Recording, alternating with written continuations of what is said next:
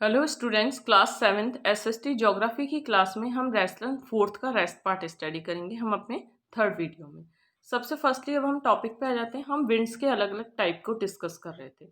सबसे फर्स्टली हमारा winds originated from सब tropical high pressure belt. Winds originate होती हैं हाई प्रेशर बेल्ट पे, it means high pressure area पे ओरिजिनेट होती हैं, billowing towards the sub polar low pressure belt. और विंड बिलो होती हैं, इट मीन्स पूरी तरह से एक जगह से दूसरी जगह बहती हैं, इट मीन्स ब्लो होती हैं सब पोलर लो प्रेशर एरिया पे। फिर है generally originate from western direction. Winds generally originate होती है वेस्टर्न डायरेक्शन से, जिसे हम वेस्टर्लाइज कहते हैं। फिर नेक्स्ट हमारा पॉइंट आ जाता है winds that blow from the polar high pressure belt and the to the sub polar low pressure belt. और जो विंड हाई प्रेशर से, it means blow from the polar high pressure belt, polar high pressure belt से लेकर sub polar low pressure belt तक blow होती है, उन्हें polar winds कहा जाता है। It means polar, it means north and the south direction और east and the western direction. फिर नेक्स्ट हमारा आ जाता है the winds below in the northern and the southern hemisphere. और विंड्स बिलो होती हैं मोस्टली नॉर्दर्न और द साउदर्न हेमिस्फीयर में। विंड्स ओरिजिनेट तो होती है वेस्टर्न हेमिस्फीयर में और बिलो होती है northern and the southern hemisphere में। फिर नेक्स्ट हमारा पॉइंट आ जाता है सीजनल विंड्स। सीजनल विंड्स क्या होती है? इट मीन्स सीजन के अकॉर्डिंग जो विंड्स बिलो होती हैं उन्हें हम सीजनल विंड्स कहते हैं। It means periodic winds. These are winds which change their direction in different season. इस सीजनल विंड्स में डायरेक्शन चेंज हो जाता है विंड्स का सीजन के according. They below during a specific season. ये स्पेसिफिक सीजन, इट मीन्स मानसूनी season में बिलो होती हैं। स्पेसिफिक सीजन में जो विंड बिलो होती हैं उन्हें हम सीजनल विंड्स कहते हैं।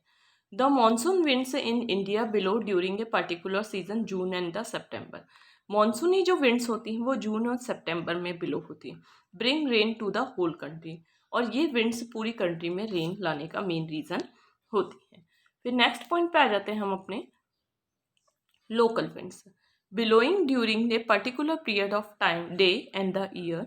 जो विंड्स एक पर्टिकुलर पीरियड, डे और एक ईयर में बिलो होती हैं, these winds have some specific characteristics and the blow over a small area.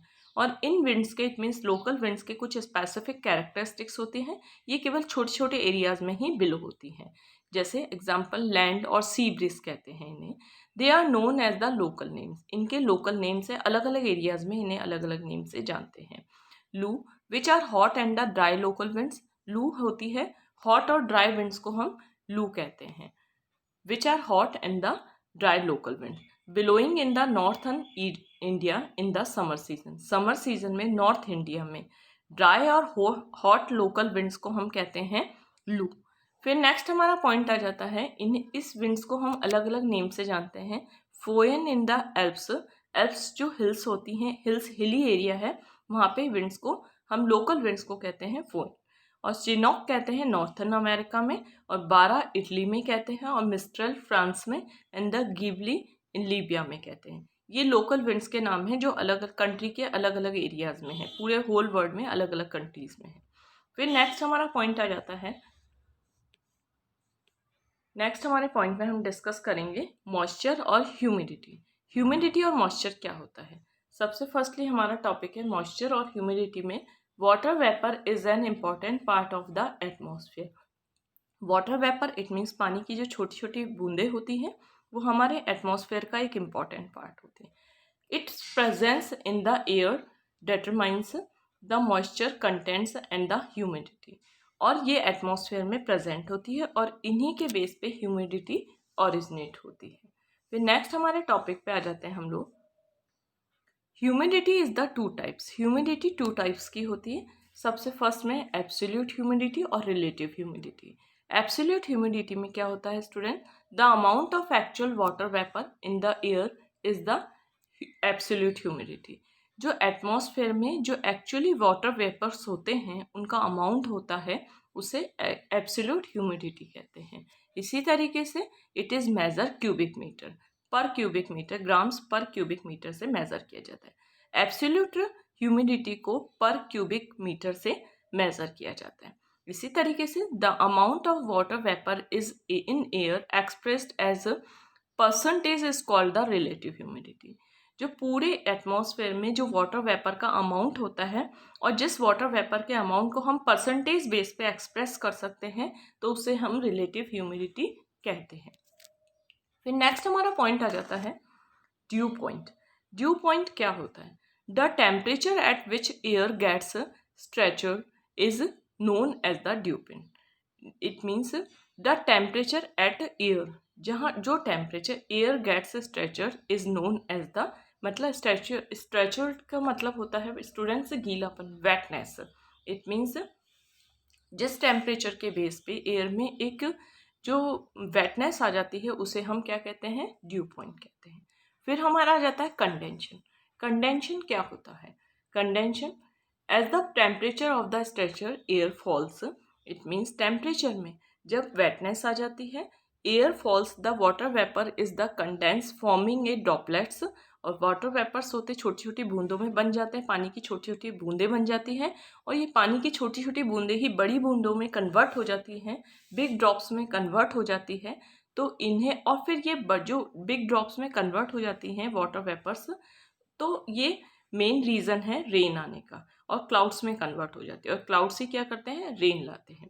Eight the temperature of the saturated air falls, the water vapour is in it condense forming droplets of water, droplet joining together from bigger drops and huge masses of water, droplets called clouds. फिर next point पे आ जाते हैं हम अपने precipitation. It mean बरसात। Simple way में हम इसे बरसात कहते हैं। जो वाटर वेपर्स होती है, वाटर वेपर्स एक दूसरे के साथ ज्वाइन होती हैं और ज्वाइन होने के बाद क्या करती हैं? कन्वर्ट हो जाती हैं क्लाउड में, तो उसे हम उसके रीजन के कारण प्रेसिपिटेशन आता है। फिर है when these droplet, it means जो वाटर वेपर्स की ड्रॉपलेट्स होती हैं, पानी की बूंदें होती हैं, बिकम टू हैवी, बहुत हैवी हो जाती हैं और एयर में फ्लोट होने लग जाती है। इट मीन्स एयर में तैरने लग जाती हैं और बरसात की फॉर्म में हमारे पास आ जाती है। फिर नेक्स्ट हमारा पॉइंट आ जाता है students, very tiny droplets of rain water. पानी में जो छोटी छोटी बूंदें होती हैं उन्हें हम ड्रिजल कहते हैं, ड्रिजल कहते हैं। And the instrument used to measure rainfall, rainfall को नापने का जो इंस्ट्रूमेंट होता है उसे हम रेन गॉज कहते हैं। रेनफॉल को नापने का जो इंस्ट्रूमेंट होता है उसे हम रेन गॉज कहते हैं। फिर नेक्स्ट हमारा पॉइंट आ जाता है rainfall itself three types. Rainfall three types की होती है, conventional rainfall and orographic rainfall and the cyclonic rainfall. सबसे फर्स्टली हम कन्वेंशनल रेनफॉल स्टडी करेंगे। कन्वेंशनल रेनफॉल में हमारा आ जाता है when A column of hot air expand, जिस एरिया में हॉट एयर बढ़ती है, इट में एक्सपेंड होती है, and reaches the upper layer of the atmosphere, और इतनी एक्सपेंड हो जाती है हॉट एयर कि एटमॉस्फेयर के अपर लेयर तक पहुंच जाती है। Condensation of moisture take place leading to the formation of clouds, और क्लाउड्स का फॉर्मेशन कर देती है, तो उस बेस पे कन्वेंशनल रेनफॉल होती है। These cloud produce sudden and heavy rainfall, और यही क्लाउड्स अचानक जो रेनफॉल प्रोड्यूस करते हैं, इट मीन रेनफॉल आती है इन क्लाउड्स के कारण, तो उसे हम कन्वेंशनल रेनफॉल कहते हैं।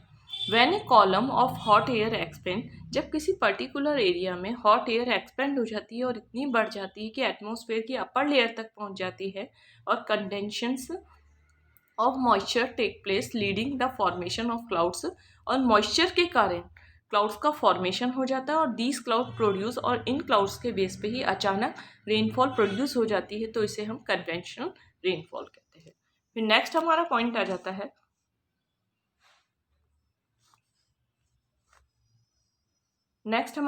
जाता है पॉल्यूशन ऑफ द एयर, कि एयर पॉल्यूशन क्यों होता है, एयर में पॉल्यूशन होने वाले मेन कंटेंट्स क्या क्या हैं। सबसे फर्स्टली हमारा the chief air pollutants, it means सबसे एयर में जो पॉल्यूशन होता है उसके मेन कंटेंट कौन कौन सी गैसें होती हैं जो एयर को पॉल्यूट करने का काम करती हैं। Carbon dioxide, carbon monoxide, chlorofluorocarbon and suspended particular matter, sulphur dioxide, nitrogen oxide, and air pollution leads to the serious health problems, losses of the biodiversity and the damage of the historical monument। सबसे पहले air को pollute करने, it means air pollution के main contents क्या क्या होते हैं। Carbon dioxide, carbon monoxide, chlorofluorocarbon और पार्टिकल्स होते हैं। मेन सल्फर डाइऑक्साइड होता है, नाइट्रोजन डाइऑक्साइड होता है, ये सारे। एयर पॉल्यूशन में कौन कौन से डिजीज हो जाती है? एयर पॉल्यूशन से हमें ब्रीथिंग प्रॉब्लम होने लग जाती है, बायोडाइवर्सिटी इम्बैलेंस हो जाती है, इट मीन्स खत्म हो जाती है, फिनिश डिस्ट्रॉय हो जाती है, और हिस्टोरिकल मॉन्यूमेंट्स भी हार्म होते हैं। तो स्टूडेंट्स हमने अपने जो थर्ड वीडियो है उसमें हमने लेसन 4th क्लास 7 एसएसटी और ज्योग्राफी का rest part it means final part study किया था, और हम अपने नेक्स्ट वीडियो में क्वेश्चन आंसर डिस्कस करेंगे लेसन 4th के जियोग्राफी एसएसटी के क्लास 7th के।